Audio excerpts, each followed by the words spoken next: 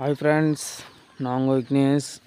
இன்றைக்கி நம்ம சேனலில் இதை பற்றி பார்க்க போகிறோன்னா, டிராக்டரில் காமனாக எல்லா டிராக்டரும் இருக்கும் மேக்ஸிமம். பாருங்கள், இந்த பின்னாடி இந்த ப்ளக் பாயிண்ட் பற்றி தான் பார்க்க போகிறோம். பார்த்தாலே தெரியும்னு நினைக்கிறேன்.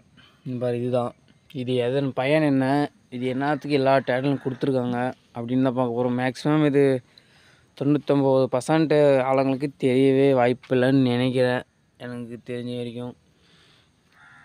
அதோடைய வேலை என்ன, அது எதுக்காக பயன்படுத்துறது, என்ன அதோட பர்பஸ்ன்னு தான் பார்க்க போகிறோம். அதுக்கு முன்னாடி நம்ம சேனலுக்கு யாருன்னா புதுசாக இருந்தால் சப்ஸ்கிரைப் பண்ணி வச்சுக்கோங்க, இந்த மாதிரி யூஸ்ஃபுல் வீடியோ தெரிஞ்சுக்கிறதுக்காக. சரி, வாங்க வீடியோக்குள்ளே போயிடலாம்.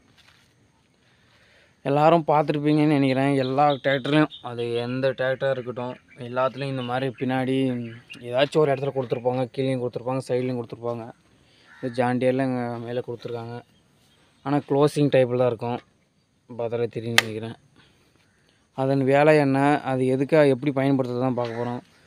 அது எதுக்காகனா, ஃபஸ்ட்டு இந்த ட்ராலி, ஏதாச்சும் ட்ராலி டேங்க்கு அந்த மாதிரி போட்டும்போது பின்னாடி இண்டிகேட்டர் இந்த மாதிரி ஸ்டாப் டேஞ்சர் லைட்டெல்லாம் செட் பண்ணியிருந்தாங்கன்னா கண்டிப்பாக இது ஒயர் இழுத்துருப்பாங்க.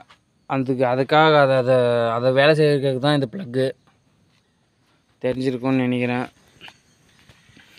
அது பின்னாடி இந்த இண்டிகேட்டர் டேஞ்சர் லைட்டு அதெல்லாம் நம்ம ஃப்ரண்ட்டில் போட்டால் மேக்ஸிமம் ட்ராலி டேங்கெலாம் இருக்கும்போது தெரியாது.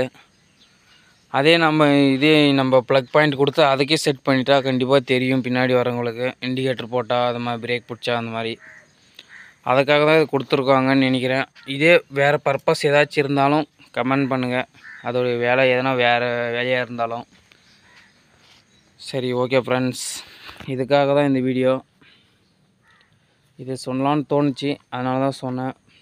சரி, அடுத்த ஒரு நல்ல வீடியோவில் சந்திக்கலாம். சரி, ஓகே ஃப்ரெண்ட்ஸ்.